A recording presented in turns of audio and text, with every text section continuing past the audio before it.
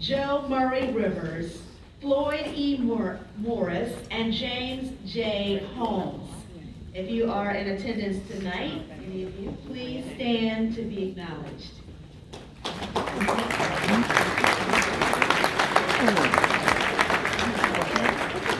Well, let's now recognize this year's inductees, 2019 Hall of Fame inductees, beginning with Mr. Herman Friedman.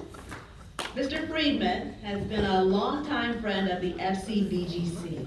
Unfortunately, though, he had a scheduling issue which prevented him from being here tonight. So accepting for Mr. Friedman is Board Chair John Brooks.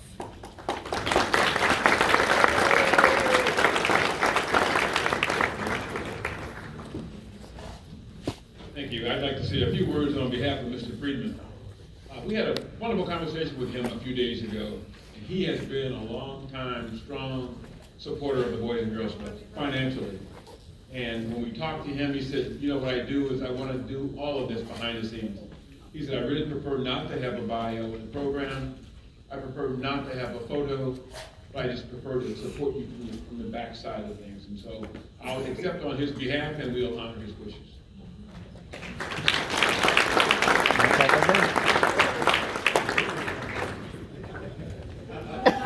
No pictures. No. Okay. Our next inductee is Mrs. Rosemary Banks. Mrs. Banks was educated in the Savannah-Chatham County school system.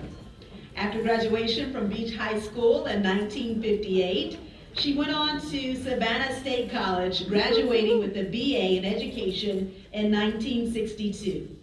Mrs. Banks began her career as an elementary school teacher in Statesboro, Georgia in the early 60s.